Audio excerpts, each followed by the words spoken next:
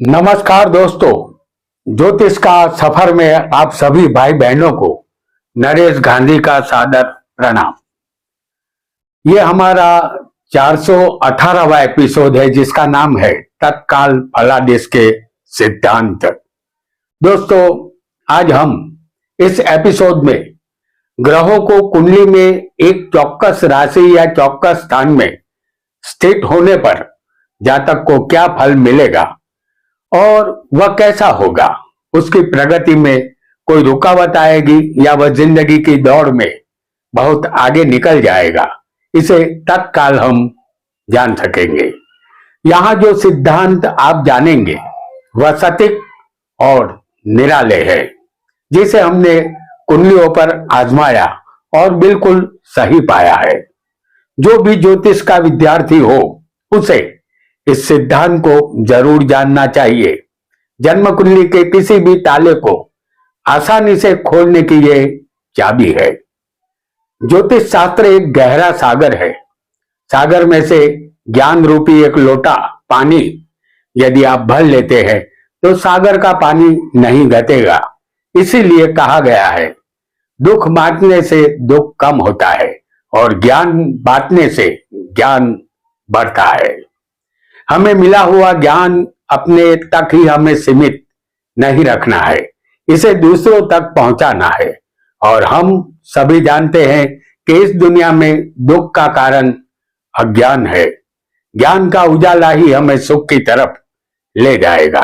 आइए जानते हैं ज्योतिष के कुछ फलादेश के चाबी रूप चमत्कारिक सिद्धांतों को, जो आज भी 24 कैरेट के सोने की तरह खरे हैं। वीडियो को लाइक करें, शेयर करें और हमारे चैनल ज्योतिष का सफर को सब्सक्राइब करें। धन्यवाद। आपकी कुंडली में लग्न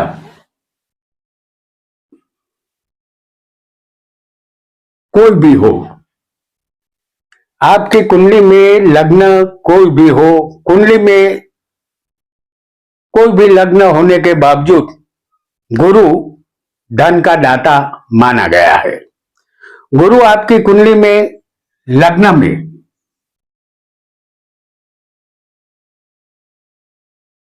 नौवें भाग्य में और 11वें लाभ स्थान में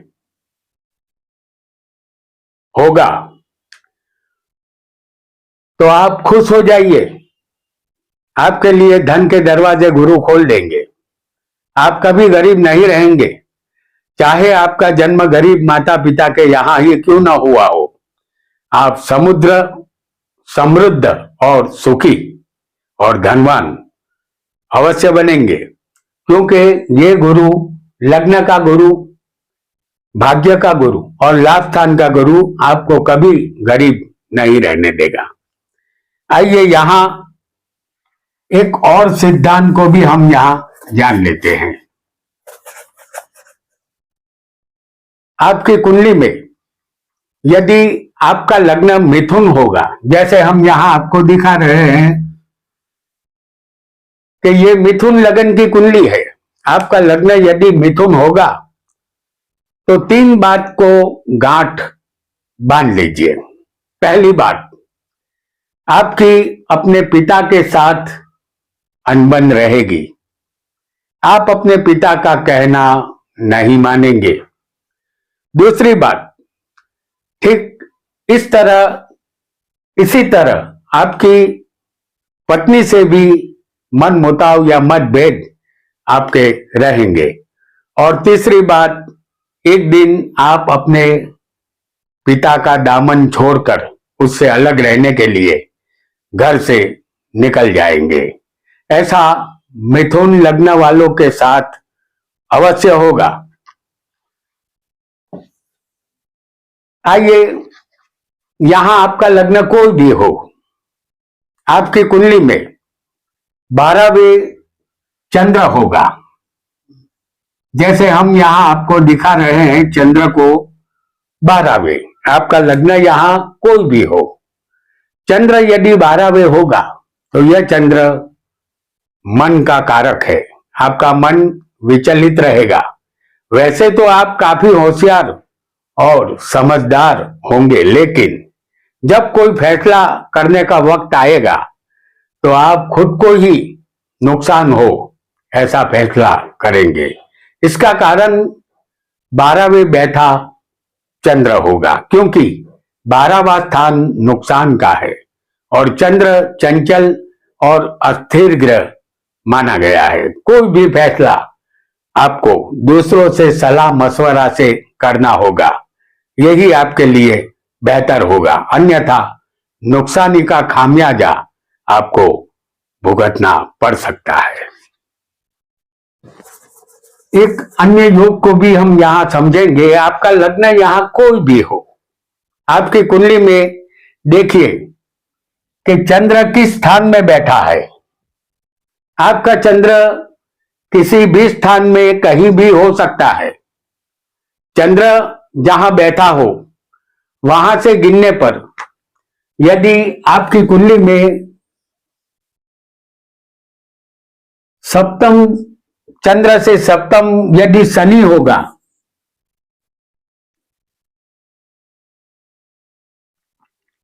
जैसे इस कुंडली में चंद्र तीसरे स्थान में हमने दिखाया है, ये उदाहरण है। आपका चंद्र कहीं भी हो सकता है, किसी भी स्थान में। वहां से गिनने पर 1 2 3 4 5 6 और 7 सातवें शनि होगा, यानी कि इस चंद्र से सातवें स्थान में 9वां स्थान आता है, तो शनि यहां चंद्र से सातवें है, ऐसा समझना है। अगर इस तरह चंद्र से सप्तम शनि होगा तो समझ जाइए आपको लड़ाकू, लड़ने वाली, नित नए कलेश उत्पन्न करने वाली पत्नी मिलेगी। यह बात बिल्कुल तय मान लेनी है आपको, क्योंकि मानसिक शांति आपको नहीं मिल सकती। शनि दुख का कारक है और चंद्र आपका मन भी है, तो शनि से दृष्ट है ये चंद्र, इसलिए मानसिक आपको त्रास अवश्य मिलेगा और कारण बनेगी आपकी पत्नी। आइए एक और योग को भी यहां हम जल्दी से समझ लेंगे। आपका लग्न यहां कोई भी हो सकता है। पंचम स्थान में आपकी कुंडली में यदि राहु बैठा होगा, जैसे हमने यहां दिखाया है, लग्न आपका कोई भी हो, पंचम में राहु बैठा हो और इस राहु पर मंगल की दृष्टि पड़ रही होगी। जैसे राहु पंचम में है और मंगल कहां होगा? दूसरे स्थान में, क्योंकि मंगल की चौथी दृष्टि इस राहु पर आएगी। यदि यही मंगल 11वें होगा तो उसकी सप्तम दृष्टि इस राहु पर आएगी, और यदि मंगल 10वें स्थान में बैठा होगा कर्म में, तो उसकी 8वीं दृष्टि राहु पर आएगी। यदि राहु मंगल से दृष्ट होगा तो संतान देर से होंगे या फिर नहीं होंगे, क्योंकि पंचम स्थान संतान का है। राहु सांप और मंगल नेवला है। इन दोनों की वजह से संतान का स्थान यहां नष्ट हो जाता है और संतान का सुख मिलने में कमी आ जाती है। आइए एक अन्य योग को भी यहां हम समझ लेते हैं। एक ऐसा सिद्धांत जो आपको ज्योतिष सीखने में काफी सहायक बन सकता है। यहां उदाहरण कुंडली हम मेष लग्न की प्रस्तुत कर रहे हैं। आपका लग्न यहां कोई भी हो सकता है, ये एक उदाहरण कुंडली है और ये मेष लग्न की है। तो शुक्र आपकी कुंडली में मीन राशि का किसी भी स्थान में बैठा होगा। जैसे इस कुंडली में मीन राशि 12वें स्थान में आएगी और मीन राशि में ही शुक्र उच्च का बनता है और ये उदाहरण कुंडली में 12वें है। हालांकि ये शुक्र कहीं भी आपकी कुंडली में मीन राशि का उच्च का हो सकता है, यदि उच्च का शुक्र किसी भी स्थान में होगा तो आप एक वैभवी जीवन जीने वाले हैं। मोटर, गाड़ी, जमीन, मकान, धन दौलत, ऐशो आराम के साधनों का सुख आपको मिलना है। यह बिल्कुल तय समझ लेना है, क्योंकि ये अटल सिद्धांत है। शुक्र जब भी उच्च का हो तो ये वैभव का कारक होता है, और उच्च का शुक्र ही सारे वैभव देता है।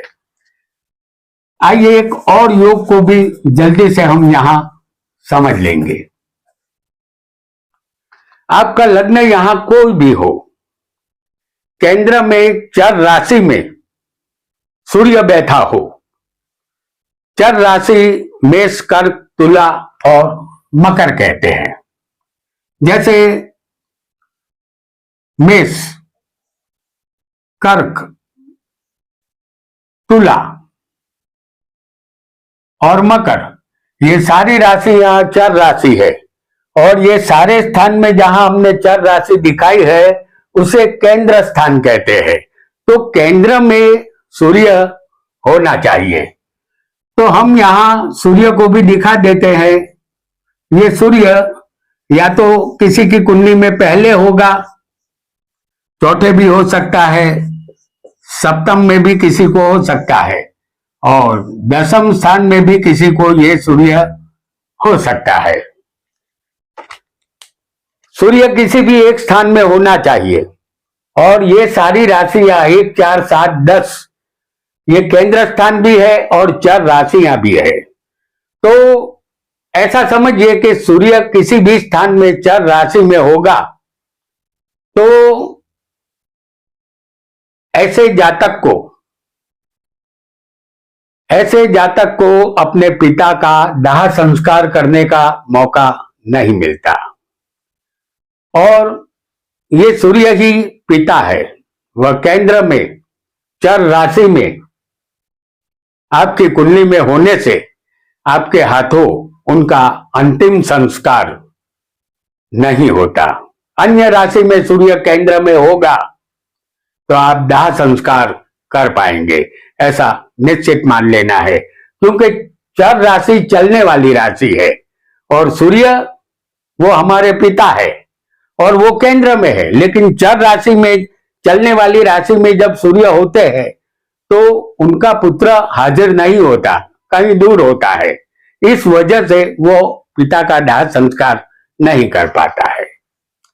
आइए एक अन्य योग को भी यहां हम जल्दी से समझ लेंगे।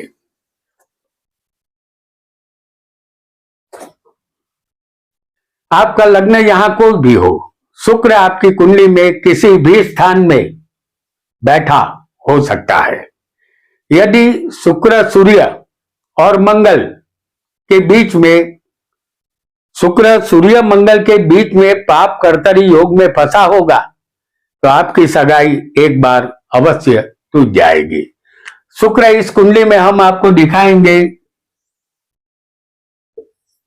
चौथे स्थान में। लग्न आपका कोई भी हो, सूर्य यहां तीसरे होगा,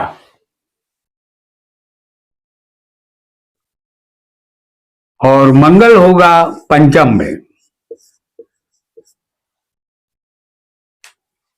शुक्र यहां सूर्य मंगल के पाप कर्तरी योग में फंस चुके हैं, इसे पाप कर्तरी योग कहते हैं। यहां किसी की कुंडली में शुक्र शनि और राहु जैसे दो पापी ग्रहों के बीच में भी हो सकता है, लेकिन शनि राहु शुक्र के मित्र है, तब सगाई नहीं टूटेगी। शुक्र जब सूर्य और मंगल के मध्य में होंगे तब सगाई अवश्य टूटेगी, क्योंकि सूर्य मंगल शुक्र के शत्रु है। यदि आपका शुक्र इस तरह फंसा हो तो आपको ध्यान रखना होगा कि सगाई कहीं टूट ना जाए। तो दोस्तों, आज हमने कुछ सटीक और पावरफुल सिद्धांतों को जाना। कुंडली देखते समय इन सिद्धांतों को अपने मन में सदा याद रखें, यह अवश्य खरे उतरेंगे। आज इतना ही। आपका बहुत बहुत धन्यवाद।